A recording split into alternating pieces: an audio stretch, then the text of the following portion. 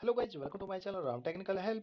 सो guys, अगर आप Windows 7 का रिमोट डेस्कटॉप ले रहे हो और यहाँ पर आपको एक एरर देखने को मिलता है जिस मशीन से आप रिमोट डेस्कटॉप ले रहे हो विंडोज 7 का, तो देखिए यहाँ पर एक एरर देखने को मिलता है। An authentication error has occurred, the function requested is not supported. तो आपको यहाँ पर ये NTLM ऑथेंटिकेशन बिंग ब्लॉक्ड ऐसा कुछ एरर देखने को मिलता है। तो ये एरर आपको कैसे ठीक करना है, कैसे ये प्रॉब्लम आपको फिक्स करना है, हम लोग इस वीडियो के अंदर स्टेप बाय स्टेप जानने वाले हैं।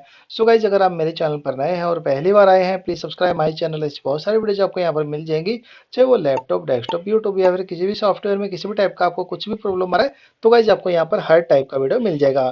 तो गाइज आपको करना क्या है, आपको जाना है आपके विंडोज 7 के अंदर, क्योंकि यहाँ पर हम लोग एक सेटिंग करेंगे। यहाँ पर विंडोज 7 के अंदर आ जाओगे, यहाँ पर स्टार्ट बटन पर आपको क्लिक करना है, कंप्यूटर के अंदर आपको चले जाना है, ठीक है।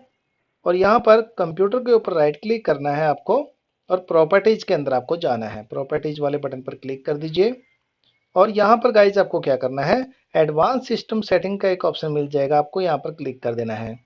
यहाँ पर आपको क्या करना है, इसको मिनिमाइज कर देंगे। यहाँ पर रिमोट वाले टैब पर आपको क्लिक करना है।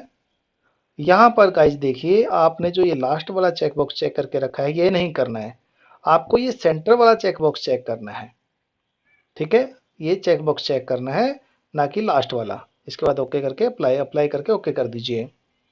तो इसके बाद आपको चेक करना है रिमोट डेस्कटॉप कनेक्शन, जो आपको प्रॉब्लम आ रहा था अभी आप कनेक्ट करके देख लीजिए। जो आपको प्रॉब्लम आ रहा था अभी वो नहीं आएगा, ठीक है। सो आई होप आप समझ गए होंगे कि अगर आपको विंडोज 7 के अंदर रिमोट कनेक्शन स्टेब्लिश करते टाइम ये एरर आ रहा है तो आपको उसको कैसे ठीक करना है।